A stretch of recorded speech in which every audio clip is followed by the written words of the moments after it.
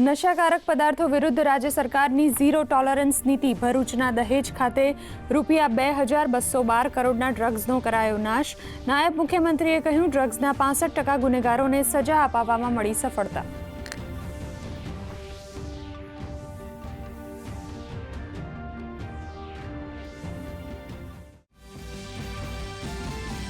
આણંદથી અમદાવાદ સુધીના 2 high profile case પર સરકારની સ્પષ્ટતા.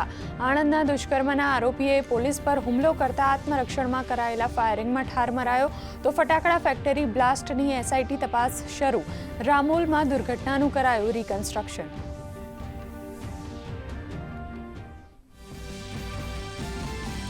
સિદ્ધપુરમાં ફરી એટીએસના ધામા. આતંકીના ઘરે સર્ચ ઓપરેશન શરૂ. સિદ્ધપુર અને તેની આસપાસના વિસ્તારોમાં આતંકીઓએ ઉપયોગ કરેલી ભૂમિ પર રિકન્સ્ટ્રક્શન. કાયદાકીય પુરાવો એકત્રિત કરવા હાથ ધરાઈ કામગીરી.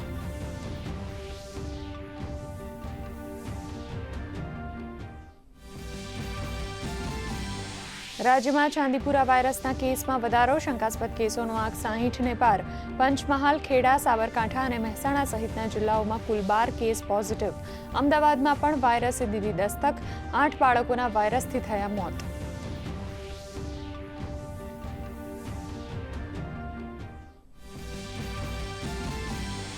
ચાંદીપુરા વાયરસને નિયંત્રિત કરવા રાજ્ય સરકાર એક્શનમાં. આરોગ્ય મંત્રીએ સંક્રમણના સ્ત્રોતને સમજવા, દર્દીઓની ટ્રાવેલ અને કેસ હિસ્ટ્રીની ઝીણવટભરી તપાસ કરવા અધિકારીઓને આપી સૂચના. તમામ સરકારી હોસ્પિટલોમાં પૂરતી વ્યવસ્થા સુનિશ્ચિત કરવાના પણ આપ્યા આદેશ.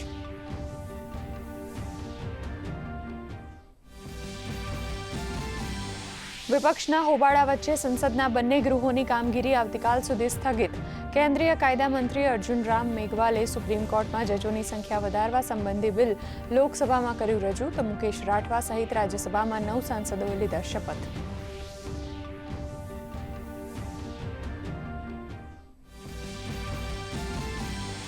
પાવાગઢમાં મહાકાળી ધામને બનાવાશે વધુ ભવ્ય અને સુવિધાજનક. ત્રીજા અને ચોથા તબક્કા અંતર્ગત ₹238 કરોડનો કરાશે ખર્ચ. માંચી ચોકમાં ઊભું કરાયું મલ્ટીલેવલ પાર્કિંગ.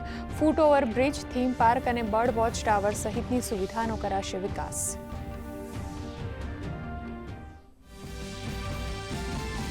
દક્ષિણ ગુજરાતના 16 તાલુકાઓમાં 1 ઇંચથી વધુ વરસાદ. વલસાડના પારડીમાં મેઘો મુશળધાર. આગામી 2 દિવસ સુધી દક્ષિણ ગુજરાતમાં વરસાદનું જોર રહેશે યથાવત. આવતીકાલે સુરત, નવસારી સહિત 7 જિલ્લાઓમાં યલો એલર્ટ જાહેર. આગામી 4 દિવસ માછીમારોને દરિયો નહીં ખેડવા સૂચના.